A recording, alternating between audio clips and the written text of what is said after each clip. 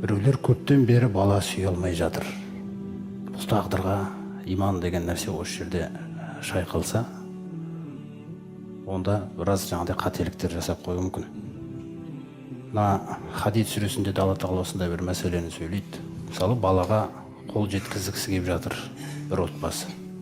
Ликай ла та'сау ала ма фатакум ва ла тафраху бима атакум. Тағдырдың бір керемет тұсы, қандай да бір нәрсеге қолың жетпей қалғанда, бала сұрап жатыр Алла Тағаладан, күллі жаңағы себептері жасалып жатыр дегендей нәрселер сұрап жатыр, қол жетпей жатыр, келмей жатыр бала. Біресе қол жетпей жатқан кезде көңілің түспес үшін тағдырға иман келтіруің керек дейді. Көңілің түспеу керек дейді, өйткені мен о баста саған қолыңды жеткізбей тұрған мен дейді. Көрдіңіз ба? Бұл маған оңай дейді. Оңай болғандықтан сенің қолың жетпей жатыр дейді. Маған оңай дейді ол. Ешкім аттап кете алмайды дейді ол жазмыштан.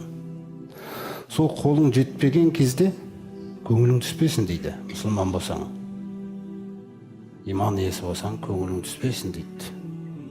Раббым қалағаны ғой деп қоя сал дейді.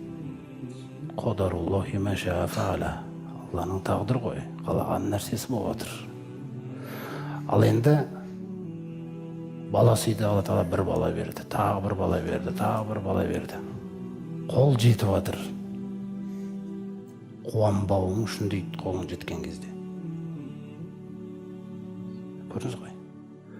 Өйткені мен дейді бұны беріп жатқан деген мәселе. Сенің бұл жерде ешқандай себептерің, ешқандай нәрсең жоқ.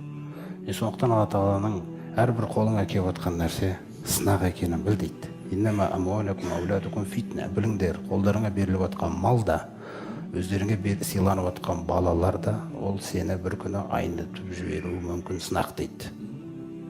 Аллаға деген ниетіңнен айнытып жіберуі сынақ дейді. Мысалы, дүниеге келмей жатқан баланың өзін үміт етіп жатқан кезде шайтандар араласады.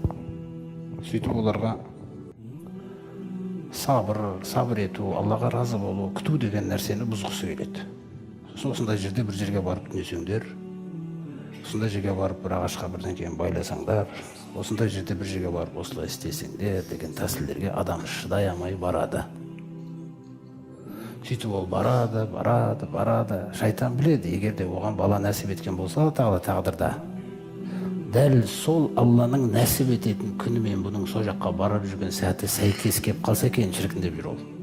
Сол сәйкес кеп қалған кезде жаңағы нәрсені себеп қыла салады адам.